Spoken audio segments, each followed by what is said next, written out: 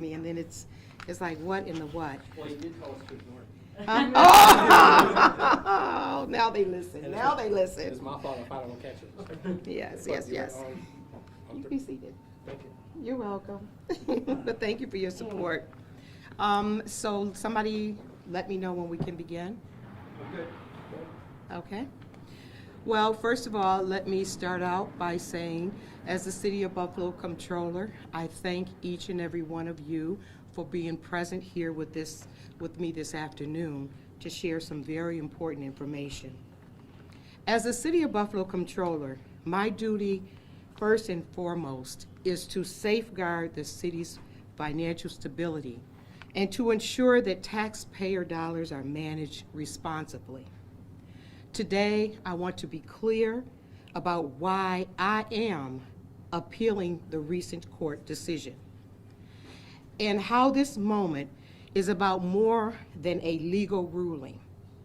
It's about the long-term fiscal health of our city and setting a precedent to be established for all villages, towns, and cities throughout New York State. On August 1st of 2024, my office filed the Comptroller's Estimate Report as required by the city charter. That report established the city's borrowing capacity for fiscal year 2024-2025 at $28 million. All parties, including the mayor's office, the Buffalo Public Schools offices, and the Common Council, were notified in writing of that decision. Despite this clear guidance, the administration submitted a $110 million capital budget, an amount nearly 4 times our capacity. I have consistently and publicly stated that I will not exceed the established debt cap. Fiscal responsibility is not an option. It's a requirement of good government. When the court ruled that my office must issue and sell bonds beyond that legal limit, it presented a dilemma that was difficult to accept in good conscience. Therefore, based on my attorney's advice, I decided to appeal to the Appellate Division, 4th Department of the Supreme Court of the State of New York. It is hoped that a stay will remain in effect during this appeal. It is also hoped that such action will provide an opportunity to ensure that the citizens and taxpayer concerns are heard, valued, and respected. Let me be very clear. This appeal is not about politics or personal disagreements. It's about preserving the integrity of the city charter and ensuring independent fiscal oversight for future generations. If we compromise these principles today, we put our city's financial stability at risk for tomorrow. Unlike others in the legal profession, I will not rush this process. I will proceed cautiously on the people's timetable only. Now, none of the information that I'm sharing is new other than the appeal. The information that I have provided has been readily available for years via public disclosures filed by the Department of Audit and Control on the Buffalo Common Council public agenda. My message of fiscal responsibility has remained consistent. Our capital debt management plan is the roadmap for responsible investing and borrowing. It continues to show the need to balance not only for school improvements, as well as roads, etc. It helps to outline the reality that our debt service and available resources are limited. Currently, the city's outstanding debt totals approximately $180 million. And as of June 30th, 2025, there is $275 million in unspent capital project balances. Before taking on new borrowing and continuing business as usual, We must focus on effectively spending down existing funds and aligning new projects within our fiscal responsibility. These words are new to many of those in city government, to citizens and taxpayers, but it is a reality check. That said, the recent Citizens Planning Council 2026 capital budget request that was submitted includes an additional $116 million. Now, we're trying to sort through the overage of $82 million for 2025. The council has proceeded with a recommendation that supersedes that, and which is more than $88 million for the year 2026. Please help me to make it make sense. For those who still question why I keep ringing the bell and proclaiming that the notion of borrowing our way out of debt is never the correct solution, let us reflect on the fact that we shouldn't borrow our way out of current fiscal challenges, as we already face the leanest opportunities for operations, for the operational budget in recent years. This is a reminder that our annual capital budget debt payment comes directly from our property tax receipts. So to those average citizens and taxpayers, you need to know that all of this borrowing that we have done, that is being recommended to occur, comes directly from your property tax receipts. What does that mean? It means to expect a future property tax increase. With borrowing from the property tax revenues, it is possible that because we take our funds to pay for this borrowing right off the top, it always reduces the available revenue for operations. So people they're wanting their roads and sidewalks and everything done. But you need to understand that every time we go to the market and we borrow money, that money is paid first. Whatever is left can be used for operational expenses. In the current fiscal year, the capital debt payment is $36,248,635, and it's broken into two payments in July and December. December is around the corner. We're going to have to come up with $36 million in December of 2025. That's our reality. Continued borrowing is merely a Band-Aid solution to avoid making the tough decisions that are immediately needed. As many of you know, Fitch Ratings affirmed the city's A+ credit rating.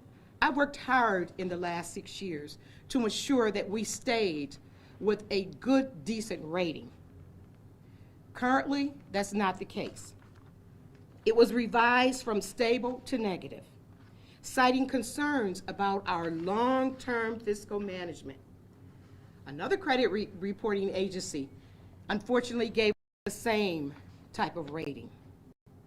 These changes are warnings. They're warnings that we need to reinforce our financial situation and that we need to move into a better and make better financial decisions.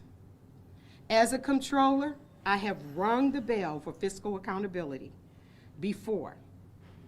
I'm going to keep ringing it. I'm going to ring it next week, next month, and next year, not as a symbol of opposition, but of obligation.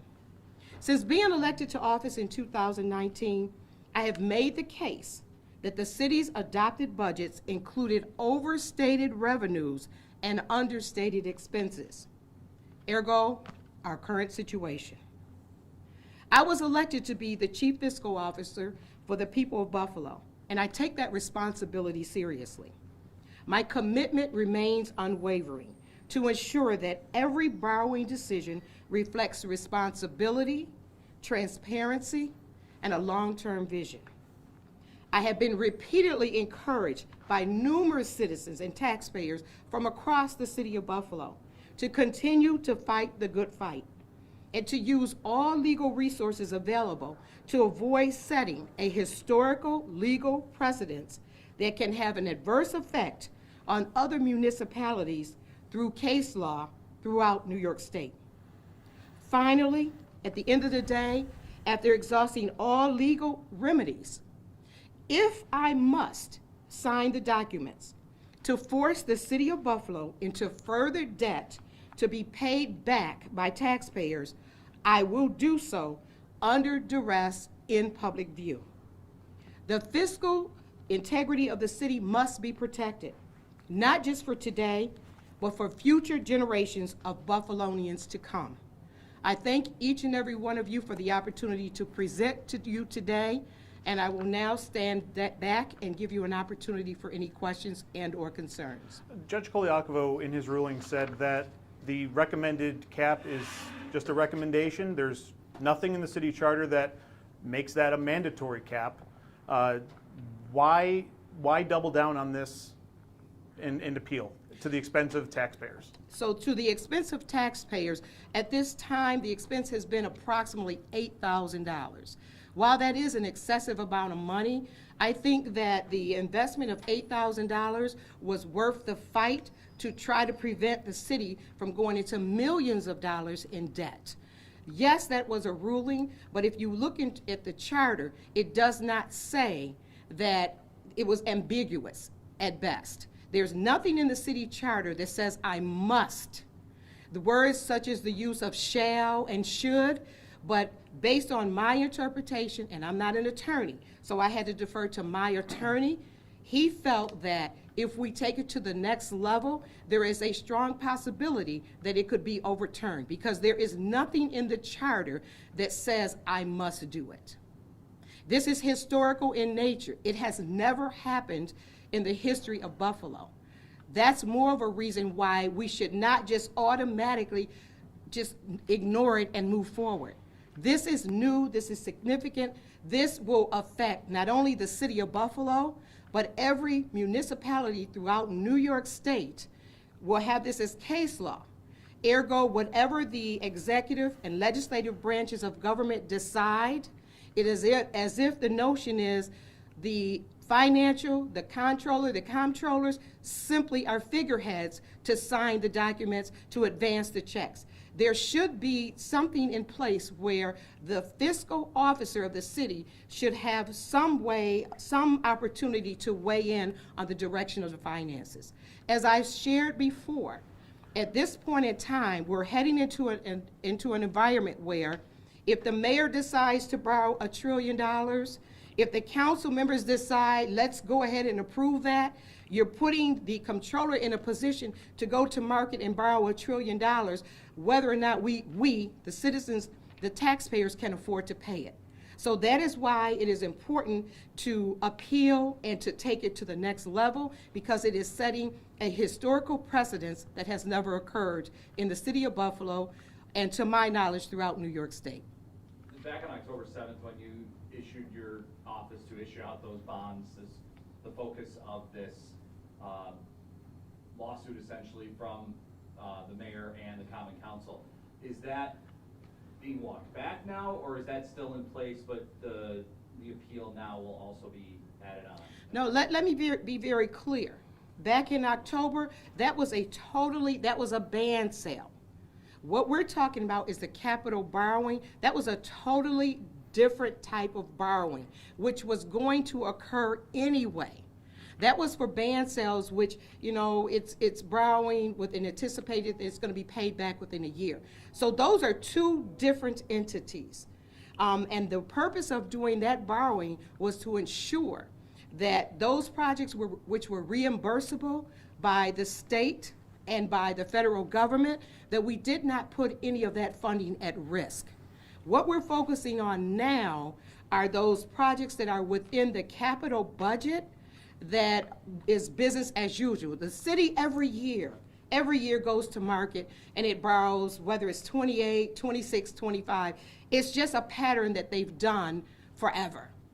It is now at the point where we have to begin to stop and say, just because it says you can borrow 28, should we keep borrowing 28? Especially when we have dollars that are sitting on the table, projects that haven't even moved out, but it's just become a bad habit that the city has moved forward. So those are two different entities. The ban that was done was to protect those reimbursable projects and to ensure that projects such as on Jefferson, Bus-Stye, car sharing on Main Street, that were going to receive federal reimbursements were intact, and to ensure that those shovel-ready projects from the Buffalo Public Schools, they remained intact. Because absence of moving forward, and they are too are reimbursable via the state, absence of me moving forward on that, it would have reduced the Buffalo Public Schools funding, and the City of Buffalo and the Buffalo Public Schools, they have a relationship. And it has been in place historically for years. So when the City of Buffalo's account falls low, the Buffalo Public Schools have loaned us that money until we get our back money from the state. So in an effort not to diminish the relationship that has been in place for years, it was important that the Buffalo Public Schools, who had shovel-ready projects, who was moving forward, did not have to dip into their accounts, because when we would have needed them in the near future, they would not have been able to assist us. So those are two separate entities. So the city has like hundreds of millions of dollars in capital need. Most municipal finance advisement says that bonding is a smart way to do it for long-term projects, equipment, stuff like that. Where would you suggest if the city goes to raise money for all those needs if they can't bond? Well, what basically, I would suggest that they continue to stay as we're doing. See, we have to clearly understand, what happened this year is not just the City of Buffalo doing its usual bonding like it's done, which is fine. The equation was shifted when the Buffalo Public Schools entered the equation. And that's what threw everything out of whack. The City of Buffalo came forward with this 28, and it's my understanding for this upcoming year, the City of Buffalo has their 28. It is the Buffalo Public Schools that have come in with about 88 million. And that's what's throwing everything out of whack. If you all can remember, years ago, we had the Joint School Construction Board, and that provided an avenue for the Buffalo Public Schools to borrow. That's not in existence right now, so they've come to the city and said, let us borrow. Had they come, like perhaps, and started doing it gradually, that's one thing. But they've come through the door with an excessive amount, and that has thrown everything out of whack. But pretty much all the school projects are 97%.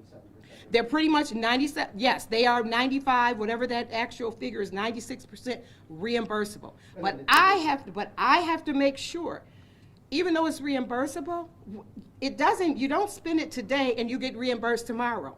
It is a process that takes years and years and years to get that money back in our coffers. So I don't want to put the City of Buffalo in a position because we don't know the state of New York State. In the City of Buffalo, we're looking at $1 million deficits. New York State is looking at billions of dollars of deficits. So while it sounds good in theory, we all know what's happening even at the federal level. So just because it is available to do does not necessarily mean let's just keep going out and let's just keep borrowing because we can. You'll always have to remember some type of way you have to pay that borrowing back. If you don't pay it back now, you're going to pay it back tomorrow. But isn't all this beside the point? Because a judge said the Common Council is the appropriating body. So why do you think this time this appeal is going to be different? Why do you think it's going to have a different outcome? We have additional information to provide. That's what an appeal is about. We'll have a different set of individuals looking at the information provided.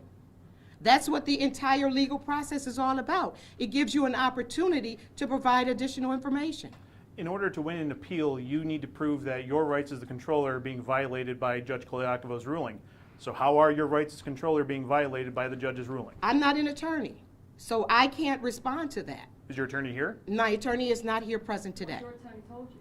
Pardon? What has your attorney told you? Why have they advised you? You know what, and I don't have the script here, but you all know that it's going into litigation. I can't answer those types of questions because it is going to be a legal matter. So you all clearly know that standing in front of the media, I can hurt my case if I start talking about my opinions and whatever my thoughts are, because it's going into litigation. So based on that, I'm going to protect that case and be very careful with whatever responses I give, and I'm going to defer my responses to my attorney. He will provide and give me guidance because that's not my lane. So the judge said that this is dereliction of duty on your part. response? How do you respond to that, I responded, that's the judge's opinion. That's the words that he chose to use. I do not agree with that. One more question. Okay, and you talked about you're hoping that a stay remains in place. What if it doesn't? I mean, this may all be moot then, right? Then my attorney will provide further legal guidance. Thank you all for the opportunity. Thank you all for being here today. Are you sending out a press release? Is that what's happening? Let me make sure that you're right. Let me get their stuff out the way. I don't want to destroy their camera setup. The attorney, that's just your office, right? That doesn't count, correct? Carol, will you give them press releases or anything? Yeah, right after this. Okay, so they don't